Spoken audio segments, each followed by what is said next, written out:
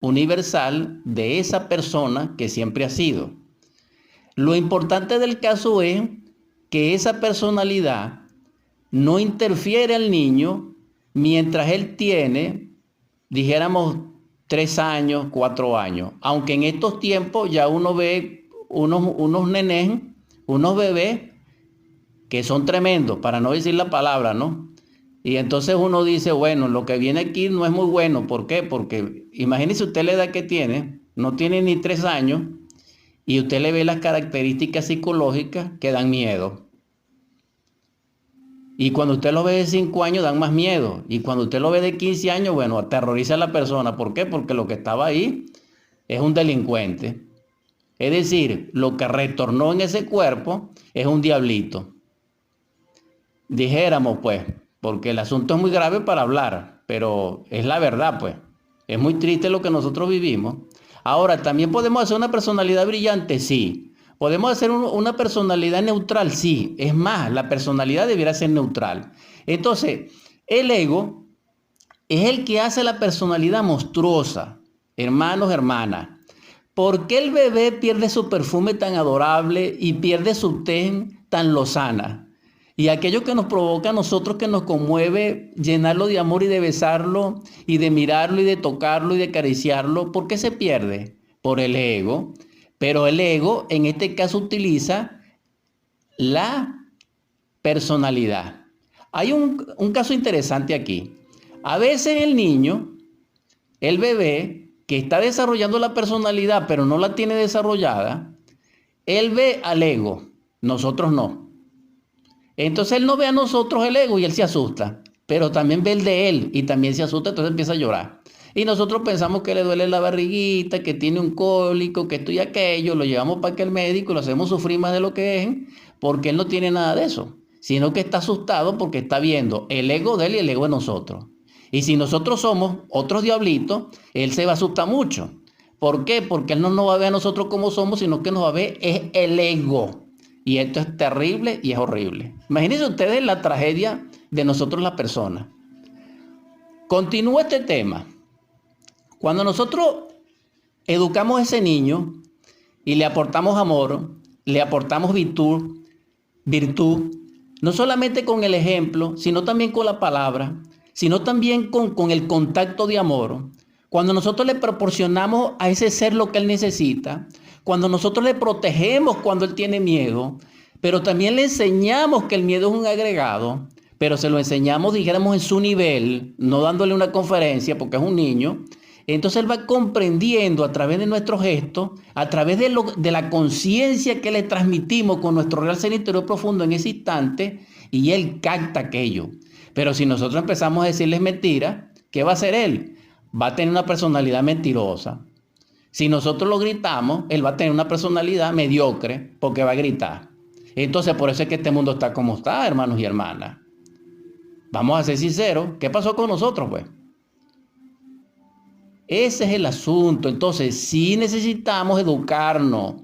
Sí necesitamos exaltarnos, ser excelentes, no ser mediocres. Nosotros tenemos que dejar la mediocridad, la miseria, etcétera. Nosotros tenemos que transformarnos como personas, como humanos, como sociedad. Nosotros no podemos seguir como nosotros estamos. No.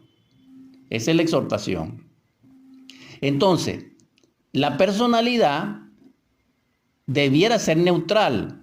Cuando nosotros educamos a ese niño, pónganme atención, en el centro intelectual, cuando nosotros educamos a ese niño que está creciendo, en el centro emocional, cuando nosotros le llamamos educación a sus centros instintivos motor, cuando nosotros le llamamos educación a su centro sexual, en su nivel estoy hablando, es obvio que el niño crece en armonía. Es decir, el ego no puede penetrar en él con tanta fuerza porque no haya cómo, porque no tiene una personalidad tan egocéntrica. ¿Por qué? Porque ese vehículo energético está educado.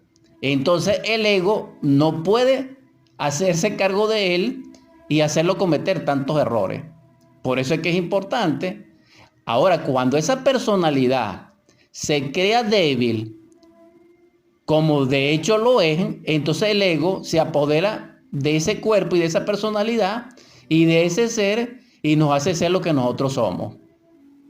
Unas personas inconscientes, bueno, que existimos mecánicamente y en forma autómata, llenos de defectos, llenos de vicios, porque díganme ustedes, aquella madre que bebe delante del niño o que bebe en estado del niño, cuando lo tiene en el vientre.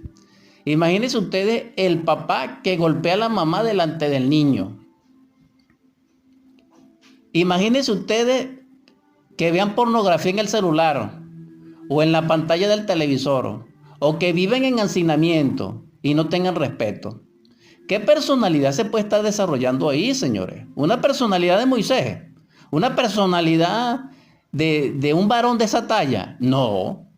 Y si hablamos de la mujer, que debiera ser un ángel, que es lo más precioso que hay sobre la tierra, que es el pensamiento y el amor de Dios hecho carne y sangre. Esa es la tragedia de nosotros. ¿Podemos revertir esto? Sí, vamos a trabajar nuestra personalidad.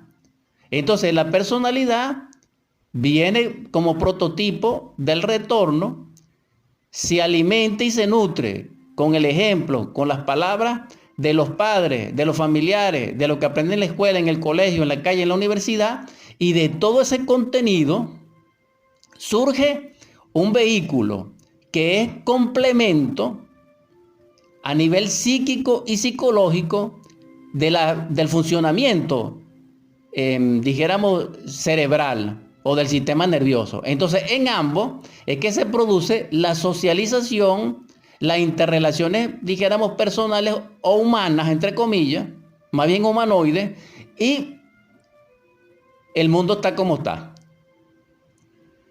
Ahora, para comprender esto que estamos hablando, para nosotros comprender los misterios crísticos, para nosotros tener acceso a lo real, a esos universos maravillosos que habló Pablo, del hombre celeste, del tercer cielo, necesitamos tener nuestra propia psicología y saber que la tenemos. Entonces, aquella personalidad que ha desarrollado en sí mismo y se hace cuenta de sí mismo, puede trabajar sobre sí misma. O en otras palabras más sencillas, dijéramos, la distinción de aquel que trabaja sobre sí mismo, o sea, está trabajando por su cristificación, por su iluminación, por su budeidad, por su dicha, por su humanidad, por su humanización, es porque desarrolló su personalidad. Cualquier persona, válgame la expresión y la redundancia, que no desarrolle su personalidad, está imposibilitado para trabajar sobre sí mismo. No puede. No puede. Eso es todo. ¿Quién es el que puede? El que desarrolló su personalidad. Ese, precisamente, sí puede comenzar a trabajar sobre sí mismo. ¿Por qué? Porque se puede autoobservar y se da cuenta de que nadie es culpable ni responsable del estado en que él se encuentra. Y entra en una armonía en su propia vida y se empieza a autocomprender y sabe que es una multiplicidad en una aparente unidad. Porque ¿qué es nuestra vida? Nuestra vida contiene un cuerpo físico, contiene un fondo vital orgánico etérico, donde están los procesos metabólicos de asimilación de la energía y del desecho de la energía. Tenemos emoción, tenemos pensamiento, que es energía manásica, tenemos un principio volitivo, que es la esencia, y tenemos al ego. Nosotros no tenemos nada más. Ahora, si estudiamos a un Moisés, o a un Jesús el Cristo, o a un Buda, entonces sí vamos a encontrar más vehículos de perfección, y que se conocen como el Sahú egipcio, el carro de Merkabah, ese vehículo solar que describe Ezequiel, o dijéramos los vehículos y la vestidura de Elías, que también se llaman en otras culturas los cuerpos solares, los cuerpos existenciales superiores del ser, o lo que bellamente a nivel poético llama Jesús el Cristo en el Evangelio, el traje de bodas del alma, la Jerusalén celestial. De eso es que le estoy hablando. De ese hombre que tiene el castillo de Camelot en la cultura, dijéramos,